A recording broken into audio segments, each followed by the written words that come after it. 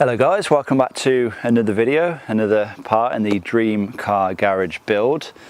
There's been some developments, there's been some updates. I have a decision regarding the planning permission. I will talk a little bit about that later on in the video, but I thought I would show you around, show you what's happened, because although it may or may not look like it at the moment, quite a few updates have happened to the whole space really. So yeah, first things first, I'll show you around and then we'll talk a little bit about what the next steps are. So the first question a lot of you are probably asking right now is, what the hell are all these lines in the lawn? So if you watched the previous part of this Dream Car Garage build, I talked about how the lawn essentially got waterlogged and there was a lot of water buildup, especially in this area, but pretty much all the way down the future driveway as well. Obviously this being the lowest point of the garden, naturally water is going to pool there. So I said I had to come up with a solution, and this is the solution. So these are essentially land drains or French drains, whatever you want to call them. Essentially it's just a trench that's been dug out. I've then lined it with a perforated pipe so the water can go in it. I've wrapped the pipe in a geotextile membrane. That's to keep any dirt or silt out of the pipe so it doesn't block up. And then I have layered some 20mm pea gravel around that. And I've installed those throughout the entire lawn using a herringbone pattern to hopefully try and take up as much space as possible. Now you may be wondering why some areas of the pipe, the perforated pipe, are exposed. That is because they are kind of at the highest points. So right here is the highest point in the land drain, and then it steadily falls all the way across the lawn down towards the perimeter. And all these side drains again fall to the center main drain. They're all connected up, so any water that falls in these areas falls into here, takes it away, takes it down to the main pipe, and then it actually goes to another land drain which goes around the entire perimeter of the garden. So that starts just down there. Here is the very beginning of it. And I'll actually include a clip, kind of what it looked like while I was building that land drain. Okay then, so land drain all dug out to spec and now functioning. So at the top end, 300mm deep. When I say 300mm, I mean 300mm from the bottom of the trench to the bottom of the gravel board. So from there to there, that's 300mm. Going to be building this soil bed up so it's nice and level with the bottom of the gravel board. I'm going to be doing that all the way round the garden essentially. But yeah, 300mm in the highest end, and then right at the back of the garden we're looking around 600mm. So along this 40-meter stretch we have a good fall of 300mm, which for a land drain is more than enough. I've just filled the bottom of the trench with literally a single layer of 20mm gravel. It's just so I can put a membrane on top of that. I didn't want to put a membrane straight onto the dirt because yeah, its chance is going to get blocked up a hell of a lot easier. So yeah, just a thin layer of gravel on there, nice and clean. And yeah, once the membrane goes in, it'll just have a nice bed to sit on. But yeah, as you can see, water is draining nicely. It goes right along here to the bottom of the garden.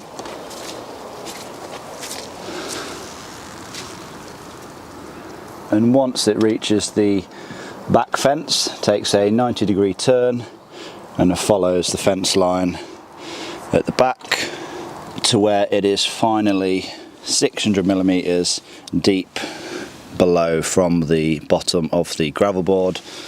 As you can see, It's flowing nicely out of the garden, where it then joins up to a natural brook. But yeah, that land drain goes all the way down towards the bottom of the garden, goes round here, and it goes under the fence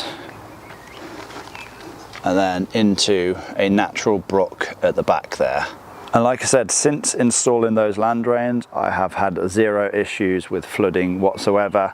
Even after very heavy rain, the lawn seems to just dry up in a matter of hours, whereas before, like, the water would just literally sit there for days and, you know, you couldn't walk on it at all. You may be wondering what these are as well. So essentially they're just raised flower beds, just made up of a bunch of sleepers. Yes, and there was a bunch, I think there was like 50 sleepers in total just to make these. You're probably not bothered about that though, that's, you know, garden related, not so much Dream Car Garage related. Oh, you may be thinking, like, what's going on then with the land drains? Are you just leaving your lawn area like this? Are you gonna fill these in with topsoil? So basically, if I was to leave it like this and maybe just fill in these trenches with topsoil, I would only be left with like an inch of topsoil.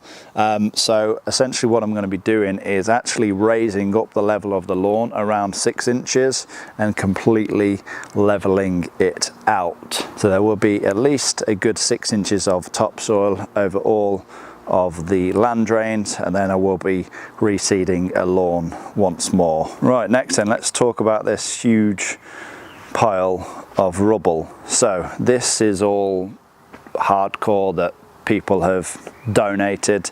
I've got it from various different places, but essentially all this is just going to be crushed. I'm going to be hiring a crusher. This is all going to be used as recycled hardcore essentially. So as I've mentioned, I'm going to be hiring a crusher. So once I dig out the garage base and the driveway, I'll just locate the crusher inside of that, pile it up, and, you know, the crushed hardcore will just go straight into the area that I need it to. Now then, let's talk about the thing that you're probably most interested about, which is, did I get granted planning permission? Well, unfortunately for some of you, I did actually get granted planning permission. Yes, we have been given the go-ahead. I got planning permission granted for a 3-bay timber garage, which I think we should have enough room to have a 2-post lift in there. I'm actually going to be going over the plans of the garage as well. We're going to head up into the office, get the computer loaded up, and I'm going to be showing you the plans, you know, basically what the garage is going to be looking like, the square footage and all that good stuff. So do stay tuned for that. But yes, planning permission has been accepted. It went relatively smoothly. I did have a few issues with, you know, things like location plan and site plan. Basically, I hired a guy to do them, which he said he's done loads of them.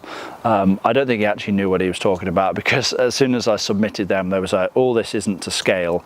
I then had to hire somebody else, and he done them, you know, no problems whatsoever. Once it got submitted, it took about 8 weeks, and I actually got the decision on the, you know, dead on the anticipated decision date. So yeah, that was spot on, didn't have any issues whatsoever. I didn't really think there would be any issues. I mean, it's a timber garage, it's fit for purpose, it's going to be down at the bottom of my garden, it's, you know, not intruding anyone, there's no one at the back of me, so I don't really see why it would have been an issue anyway. But yeah, I'm just glad that that kind of stress is out of the way now. I do need to get building control now, so I know once I get building control on board, they are going to stipulate a few things. I know they're going to say you're going to have to fireproof the exterior and the interior, with it being timber, of course, and with it being so close to the boundary. So I'm expecting that. there'll probably be other things as well, like where do you plan on, you know, having your drainage, whether or not they want me to build a soakaway, or whether or not I can actually just drain it straight into my land drain. And I'm sure there'll be, you know, a few other points as well that I'll have to, you know, maybe amend or, you know, look into. But yeah, I think kind of the bulk of the hard work is now done. It's just really, like I said, getting that building control over the line, and then we can, I guess, start work. But yeah, I think what we should do now is head inside and take a look at the plans for my dream car garage. Okay then, so first and foremost, the company that I have decided to get my timber garage through is a company called Passmoores. They are essentially a timber garage specialist. They also do a number of other timber buildings as well, as I'll show you here. So of course they do timber garages, carriage houses, barns, timber sports pavilions and clubhouses. They do as small as just your general garden sheds, equestrian buildings, and yeah, anything timber, they can pretty much build it. Now there's a number of reasons why I decided to go with a timber garage in the first place. Of course, the first one being cost. Pretty much in terms of building a garage, the cheapest option is going to be timber. You could probably have some sort of prefabricated concrete sectional garage, but I really don't think that would look the greatest, especially in a garden. You want something that's going to blend in nice and look, you know, look the part really. Now you could say the best type of garage, you know, in terms of, you know, how long it's going to last, and you know how solid it's going to be and how warm it's going to be, would be something like a brick built garage. But again, you're going to be paying a lot of money for a brick built garage, and in my opinion, I just don't think a brick built garage would look as good again at the bottom of the garden. So yeah, very quickly I've decided on a timber built garage. Now upon looking at a few different options, you know, a few different companies all around the country, I haven't really been looking at, you know, timber garage companies that are local to me. It was very apparent that there seemed to be a lot of questions asked with regards to my use, what I want it for. When I was kind of explaining that I wanted a 2-post lift and I wanted the garage to be quite high, I very quickly got shut down by pretty much most companies that I spoke to. And when I spoke to Passmoores, there was the complete opposite. Like, they was willing to help with anything that I had to say, you know, any questions I had, they was very quick to answer them. And they basically made it possible for me to be able to build the space exactly how I want it. Now, as I said, Passmoores, they are not a local company to me. I think they're actually based down in Kent, but they pretty much cover the whole of the UK. And I'll just go on to a few of their examples here. So we'll go on to their timber garages, and hopefully you can kind of gauge what sort of design I'm going for on here. I don't know if they've got something exactly like I'm having, because my design is, well, pretty bespoke really. Mine's a very, very custom design. You know, it's not a generic size garage, so yeah, it's very tailored to the space that I have essentially at the bottom of the garden. So I guess, as we can see with this one, this is only a 6x6 meter garage. Obviously mine's going to be, I think, 12 meters by 6.6 meters. So this one will be about the same depth as mine, but mine will be twice as wide as this essentially. So yeah, this is kind of the look that I'm going for. So there'll be a kind of a feather edge cladding on the exterior, and I think that'll look quite nice in the garden. And then on the roof, I don't think Passmoores actually do the roof covering. I believe they can, but because of where I am in the country, it would just be more cost effective to either do it myself or to just get a different contractor in to do the roof. But yeah, in terms of the roof, I think I'll probably go with a tiled roof, something like what is in this picture right here. And then garage doors, I'd probably have something a bit different to these timber ones. I'd probably have a roller shutter door, something like that. But yeah, hopefully you can kind of gauge the design or the style that I'm kind of going for, and we'll go into my bespoke plans now, and hopefully you can determine the size and shape that I am after. Okay, so here are my actual plans, the plans that I submitted for planning permission. So this right here is the elevations, so these are all exactly to scale. You can see my floor plan essentially at the top. So as you can see, the width is in total 12,000 millimeters or 12 meters. The depth should be 6.6 meters. If you're wondering why this depth right here is 5.4 meters, that is because there is a step in or a stagger.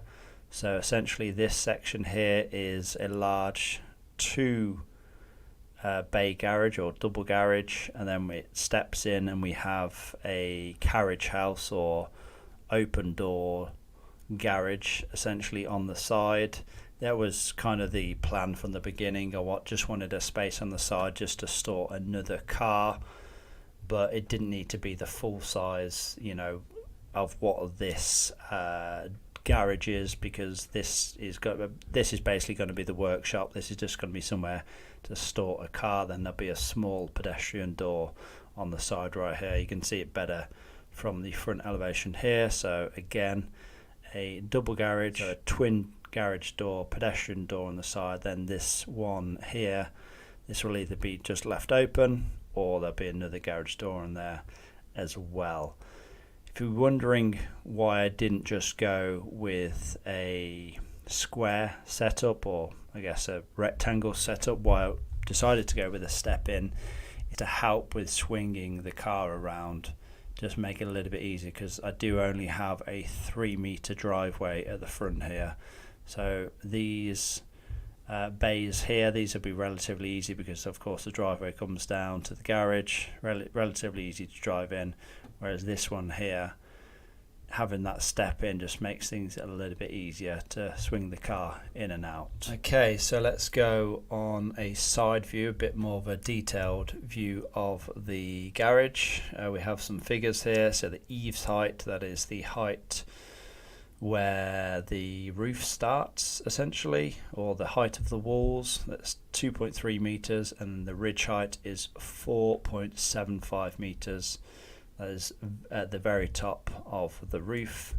So it should be more than enough height to have a 2-post lift in here, and then a car at, I'm not sure if I can get it at full height, but I would say, you know, 75% of the way there on a 2-post lift.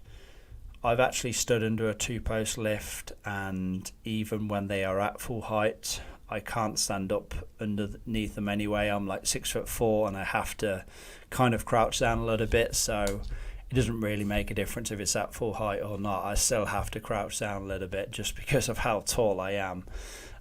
But yeah, like I said, I'm happy with things how they are at this moment. Roof pitch is 35 degrees. That gives us a little bit more roof space, and yeah, more space for, like I said, a car lift essentially. Some more details regarding materials and so forth if you are interested in that. Just some guidance here as well, you know, regarding the rainwater disposal. Obviously they kind of leave it down to you, but they recommend downpipe, and then you know, something such as a soakaway. Of course, I'm not sure exactly what I'm going to be doing for drainage yet, but hopefully I can just use that land drain and then divert it directly into that brook. And finally then, here's a little bit about the foundations for the timber garage. So essentially we have two different foundation types that I guess would be suitable. So there is the traditional concrete trench foundation, which is typically what's used for a brick built garage. So you dig down a very good depth. Basically fill up a trench with concrete and then start your block work. There's another foundation type which is a concrete raft foundation. Again, you still have to dig a trench, fill it with concrete. It shouldn't be as deep though in theory, but it's kind of dependent on ground conditions, you know, with regards to how deep you have to go. But there'll be obviously a concrete slab that spans across it with a good layer of hardcore as well. I'm kind of going a bit over the top when it comes to mine. I'm going to be basically doubling the recommended depths, partly because I'd rather just be safe rather than sorry. But partly because obviously I want a 2-post lift and I don't want a risk of concrete cracking and so forth. So like I said, I'd rather go a bit over the top, bit of a belt and braces approach, and then hopefully things will go smoothly. But again, like I said, these plans are very, very detailed, very easy to follow along, whether or not you're doing the site work yourself, or if you have to, you know, get a builder in to do the work. You know, these are very easy to understand and follow along, and it just gives some guidance as to what you would expect, you know, say for the slab thickness, you know, very stable ground, sands and gravel, to minimum depth of 1 meter, 125 millimeters. If you've got weak soil conditions or weak ground conditions, your slab thickness will have to be 175 millimeters. Regardless of any of these figures, my slab thickness will have to be at least 200 millimeters. That's what's required for the 2-post lift. So yeah, my slab thickness is going to be 200 millimeters or 8 inches, and I'll likely have an 8-inch hardcore layer as well. As far as depth for the trench for the concrete raft, that's just going to depend on soil conditions, and it's going to depend on what building controls stipulate as well. So I guess we're going to have to wait and see for that. But hopefully it's not too deep, because obviously the deeper we go, more material got to remove, more time that takes, the more material we have to get rid of, and then of course the more concrete we have to put in as well. So then that's a little bit about Passmore's and a little bit on my plans, and hopefully it's what you can expect to see in the near future. So then let's wrap this video up. Hopefully you all have enjoyed it. I want to thank you all for watching. Remember to give this video a like, leave a comment down below, subscribe if you have not already done so. The Dream Car Garage has officially been given the go ahead. Let's get this thing built. See you in the next one, guys.